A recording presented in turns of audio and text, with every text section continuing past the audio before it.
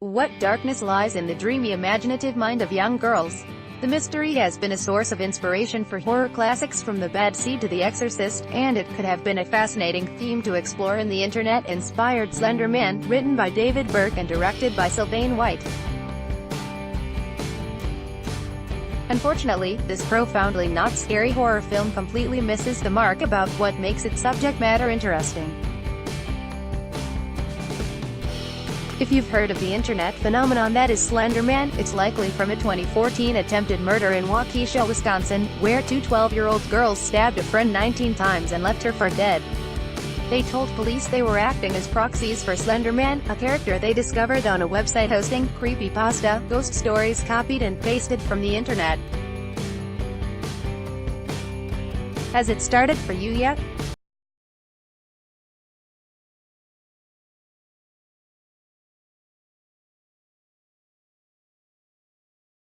The true crime story was covered in the excellent documentary Beware the Slender Man, but the horror adaptation takes a different tack, taking the character literally, as a malevolent force that can be summoned with a ritual that's the ring by way of a slumber party game.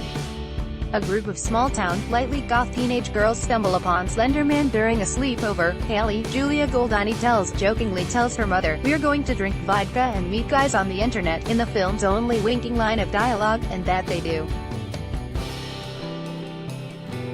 Soon, the friend group is disappearing, and the girls are beset with heinous visions of Slender Man, a tall, faceless man in a black bespoke suit. What does he want? Them. What's he going to do once he gets them? We're not exactly sure. That's the problem with the Slender Man horror movie. There are no rules, because there is no mythology.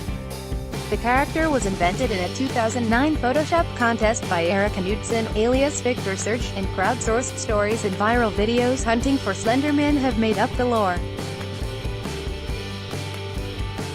In the film, we don't know anything about Slender Man, or what to fear, and the film doesn't fill that in. All we know is he likes lurking in the woods and strangling young girls with his long, tree-like fingers, and yet somehow he also has the ability to FaceTime menacingly. Article continued. Belle Albrecht's script is plainly straightforward, a simple supernatural chase story. It doesn't plumb the depths of what might make Slender Man scary, so Slender Man isn't scary at all. There's no tension and no suspense, because even when the girls are panicked and screaming as Slender Man attacks them in their imaginations, we're constantly yanked back to a fairly normal reality.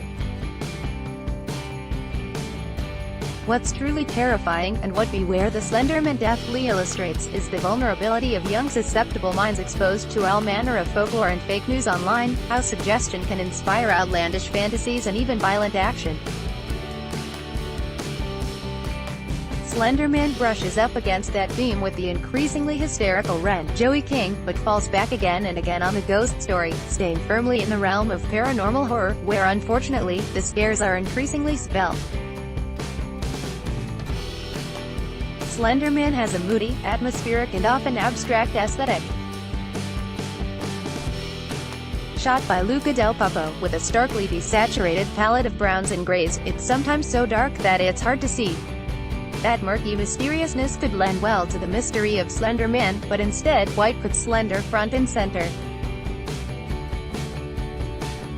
Is Slender Man real, or the figment of an overactive, internet-obsessed morbid imagination? The film tries to have it both ways, and it ends up with nothing at all.